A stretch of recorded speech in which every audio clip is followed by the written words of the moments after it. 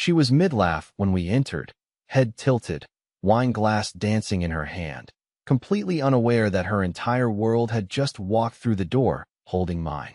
Tessa squeezed my fingers. Not hard, but just enough to say, "You sure?" I didn't answer. I couldn't. My throat had locked up the moment I saw my wife's fingers brush against his jacket sleeve across the room. So casual, so familiar, like they'd rehearsed it. Like this was their stage and I'd been written out of the script months ago. But here I was, center stage, standing beside the woman she never thought I'd meet, let alone bring as my date. People started turning their heads. I heard a fork hit a plate.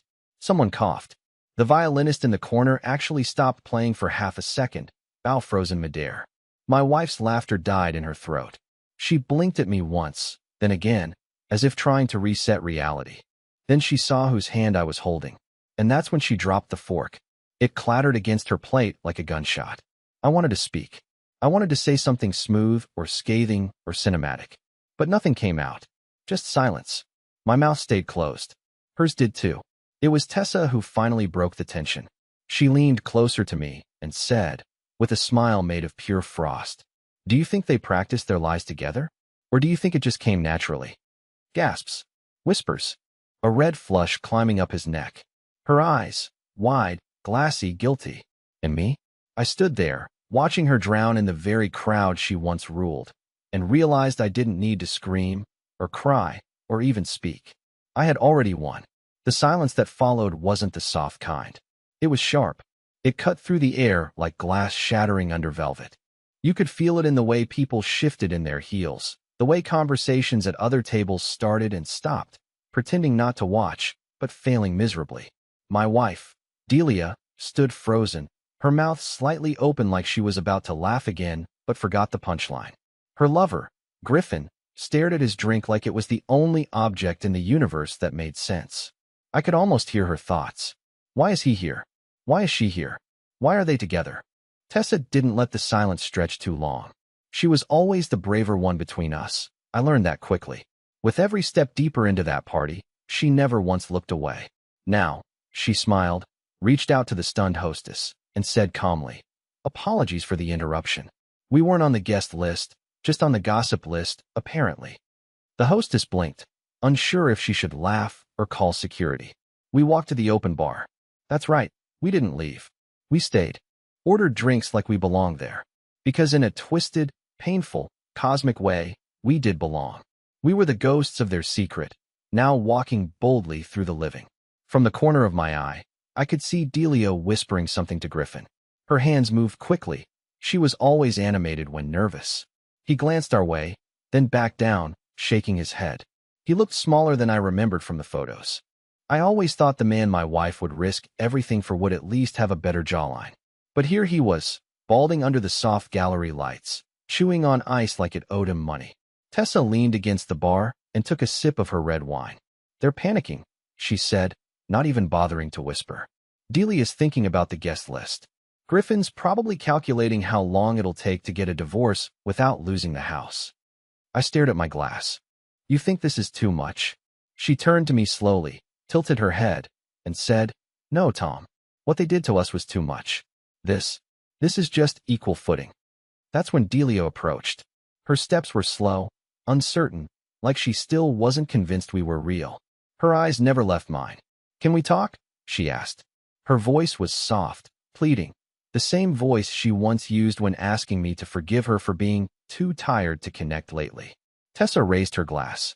"Oh, I would love to talk," she said sweetly. "But I suspect this conversation isn't meant for two." Delia looked like she was about to cry, and for a second, I almost felt bad. Almost. But then I remembered the message she sent Griffin on our anniversary. Still thinking about last weekend. Can't believe how good that felt. "Yeah, I remembered." I nodded to Tessa. "Give me a few minutes?" She kissed me on the cheek. Not romantically, just like a soldier wishing luck to another before the next round. Then I followed Delia into the hallway, past the bathroom, past the art installation with the flickering neon sign that ironically read, "Truth hurts." It does. But now, it wasn't hurting me anymore. The hallway was colder than I expected. Or maybe I was the one freezing from the inside out. The white walls were covered in abstract art. all splashes and streaks, like someone had taken a dozen secrets and thrown them at the canvas just to see what stuck. It felt fitting. Delia walked a few steps ahead of me, her heels clicking too fast, like she wanted to get somewhere before her courage evaporated. She stopped near a bench tucked beneath a red and black painting that looked like a heart exploding. "I didn't know," she said without turning around. "I swear, Tom, I didn't think you'd find out." I finished for her. "Didn't think I'd be smart enough? Or just assumed I wouldn't care?" She turned then, and the look in her eyes was familiar. Not guilt, not love, just fear. The kind of fear people feel when the scaffolding they built out of lies starts crumbling beneath them.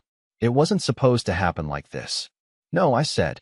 "It was supposed to happen in the dark. Quietly. Rehearsed. You'd keep living both lives like you deserve them. Griffin would smile at Tessa while texting you under the table.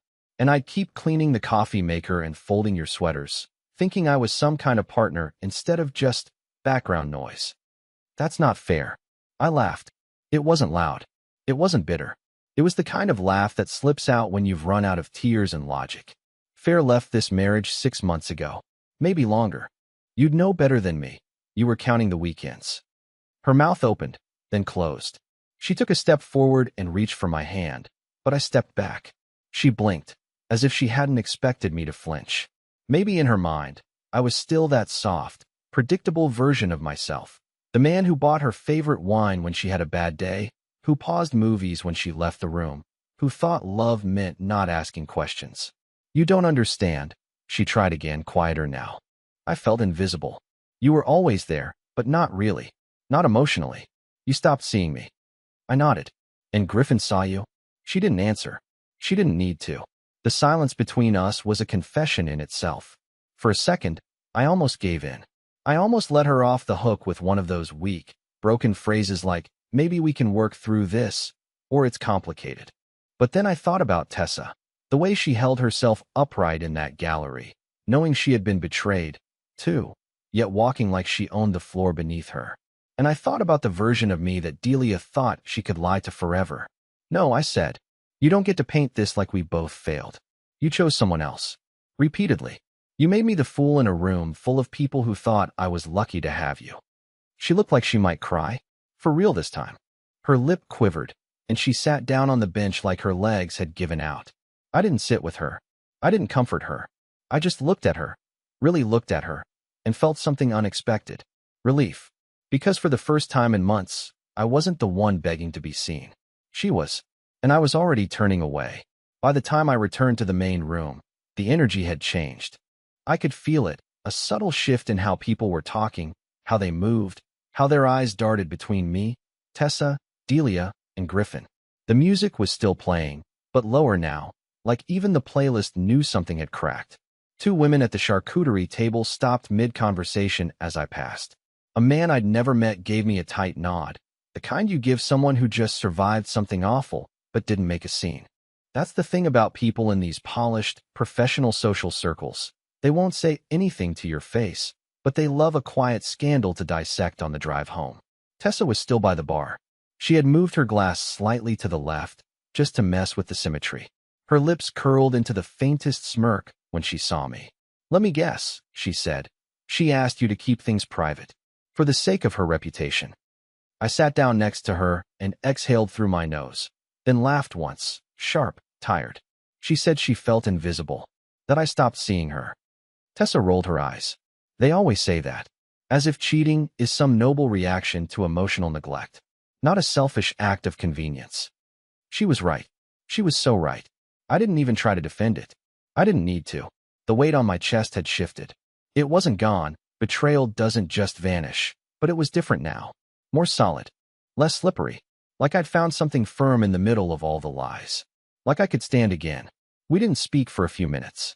Just watched the night spiral forward in slow motion. Griffin stood near the far wall, clearly unsure what to do. He kept checking his phone, probably texting Delia. Or maybe Tessa. I wouldn't put it past him to still be juggling both. He wasn't just a cheater, he was an addict to the chase. He probably didn't even care who answered anymore. Then something strange happened. A young woman in a green velvet dress walked up to Tessa. She looked nervous, like she'd debated this move for 20 minutes and finally decided to commit. "Excuse me," she said gently. "I just wanted to say you're amazing. The way you walked in here with your head up, you don't see that kind of grace very often. You don't know me, but thank you for showing people what dignity looks like." Tessa blinked, caught off guard for the first time that night. "Oh wow, thank you." The woman nodded and walked away. Tessa had turned to me slowly. "Did that just happen?" I grinned. "Yeah, looks like your calm rage has a fan base now." She sipped her wine. "It's probably the dress." But I knew better. It wasn't the dress. It was the truth. Because in a room full of people hiding behind cocktails and small talk, Tessa and I were the only ones not pretending anymore. And that scared them. I could feel it building. This strange, magnetic shift where we became the story. Not the cheaters. Not the lies. But us. The ones who showed up, linked arms, and flipped the script without screaming, without slapping anyone, without making a mess. We just existed in the truth. And the truth, it turns out, speaks louder than betrayal ever could. I didn't know she was going to do it. Tessa stood up without a word, left her wine on the bar, and walked straight toward the podium near the back of the gallery where Griffin had given some stiff, forgettable welcome speech earlier. The room wasn't set up for announcements anymore. People had scattered into little groups, sipping overpriced wine and pretending not to care about what had just happened. But the moment Tessa stepped up and tapped the mic, everything stopped. I froze. So did Griffin. Delia, who had just returned from the hallway, visibly paled. Her hand clutched her phone so tightly I thought the screen might crack. Griffin whispered something to her, probably some weak attempt to control the damage, but it was too late. Tessa's voice rang out clear, smooth, and devastating. "I wasn't invited tonight, but I came because I thought it was important to see things for myself. To look people in the eye." She scanned the crowd, and I could feel a wave of unease ripple through the room. "My husband, Griffin, told me a lot of stories over the last few months. Most of them weren't true. And I know I'm not the only one here tonight who found out the person they trusted was living a double life." She didn't raise her voice. She didn't cry. She didn't even look angry. She looked free. "I came here tonight with someone who deserved the truth more than I did. Because when someone breaks your heart, you can either keep picking up the same shattered pieces and blaming yourself, or you can hand the pieces back and say, 'No thank you. These don't belong to me anymore.'" People were staring now. Not in horror. Not in judgment. They looked captivated, as if someone had just spoken something they'd all felt in private, but were too afraid to admit. Griffin took a step forward. "Tessa, enough. Don't do this." She smiled, and it wasn't kind. It was the kind of smile you give when you've outgrown someone. "Oh, Griff," she said into the mic, "you've been doing this long before me. You just finally got caught in a room where you couldn't run." He stopped, hands in his pockets. Silent. Pathetic. Then Tessa turned to me. "Tom." I hadn't moved. My pulse was in my ears. Every nerve in my body felt like it was vibrating under my skin. She extended her hand, and I walked up beside her. She didn't need to say anything else. Just held my hand in front of 100 people, co-workers, friends, strangers, and for once, I wasn't invisible. I wasn't the quiet husband in the background. I was part of the story, not the punchline. We left right after. No dramatic exit. No slammed doors. We just walked past Delia and Griffin like they were the ones crashing our party. Her hand never left mine. Outside, the air hit colder than I expected, sharp against the heat still buzzing in my chest. We didn't speak for a few blocks. Just walked, letting the noise of the night fall behind us. Then Tessa said, "Was that too much?" I shook my head slowly. "No, that was exactly what it needed to be." She glanced over. "And you? You okay?" I wasn't. Not really. But I was better. "I will be," I said. And for the first time in a long time, I believed it. I thought the night would end there. A walk, maybe a ride share, a tired goodbye under flickering street lamps. But life doesn't always close its scenes so cleanly. We got back to my place. Not hers, not ours, mine. And everything felt unfamiliar, even though I had stood in this kitchen 1,000 times before. The fridge still hummed. The calendar still had her handwriting marking dentist appointments and meaningless birthdays. But something fundamental had changed. Tessa sat at the table without asking. She looked around, absorbing the details. The chipped mug beside the sink. The photo frame turned face down on the shelf. The unopened mail. I think she was expecting something colder, something more broken. But she didn't say anything. She just ran her finger across the table's edge like she was thinking through something important. I don't want to go back, she finally said. It took me a second to realize she wasn't talking about Griffin or her house. She was talking about before. The version of herself who kept her voice quiet, who let things slide for the sake of peace, who sacrificed clarity for comfort. I don't think you can, I said softly. We didn't sleep together, if that's what you're thinking. There wasn't some impulsive rush of passion. That would have been too easy, too movie-like. No, what happened was far stranger, far more intimate. We sat. We talked.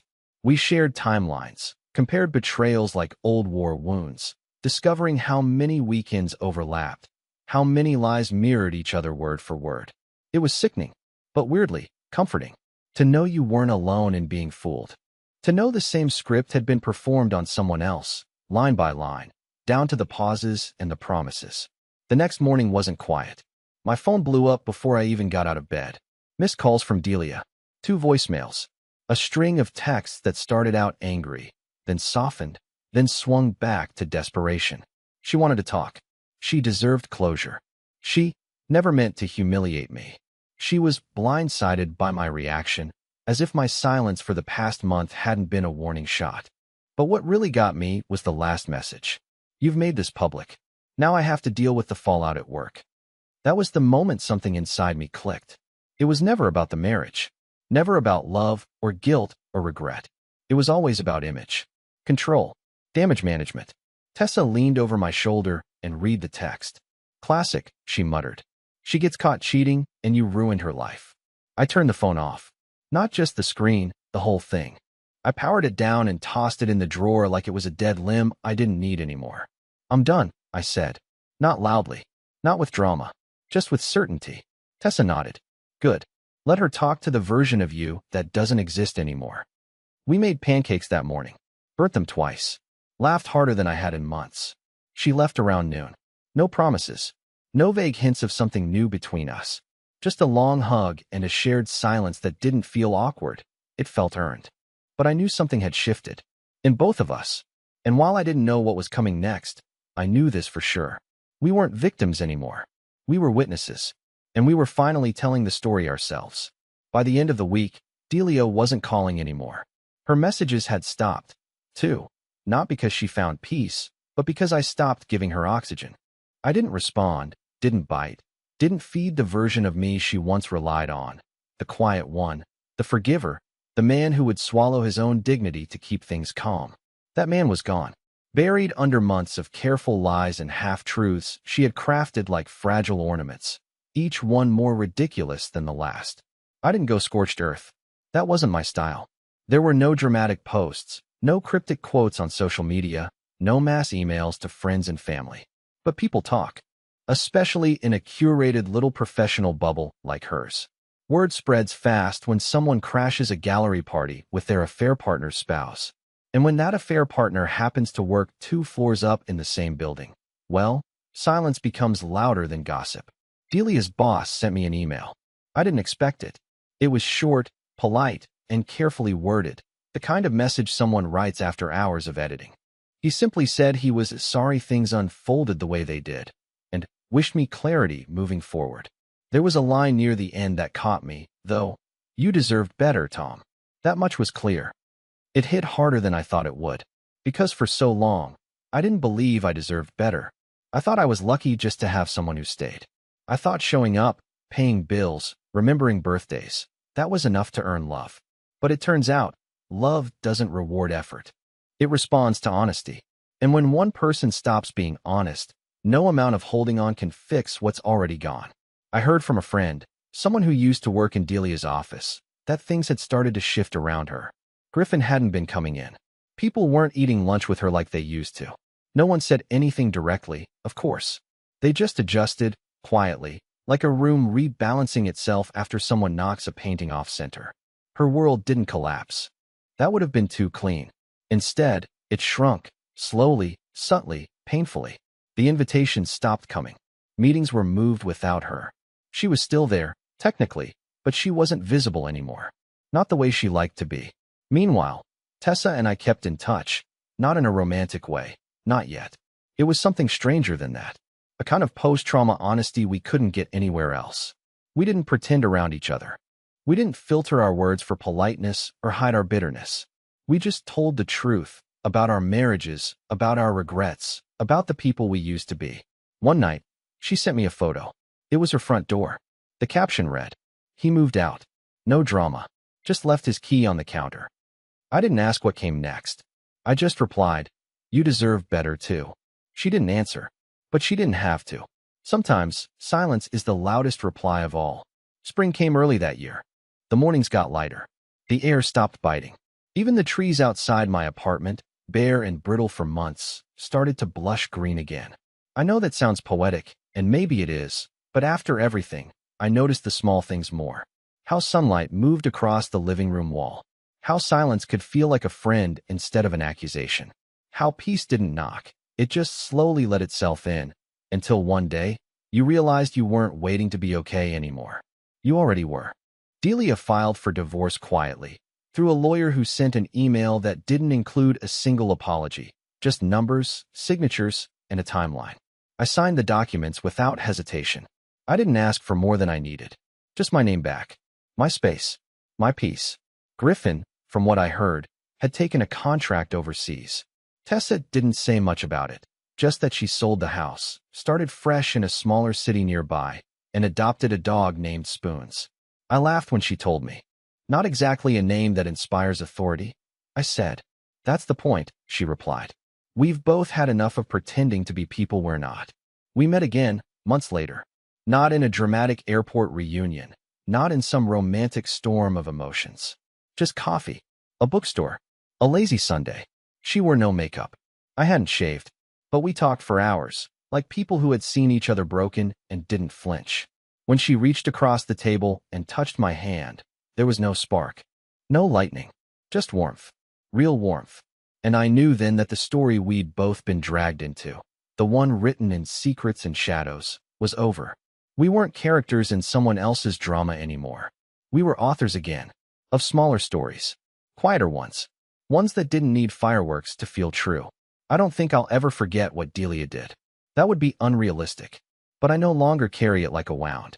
It's just a lesson now, one that led me here, to mornings that don't feel heavy, to nights where I sleep all the way through, to a life where I don't beg to be chosen, because I already choose myself. And sometimes, that's where healing begins. Not with revenge, not with spectacle, but with peace. The kind that doesn't announce itself, just the kind that stays.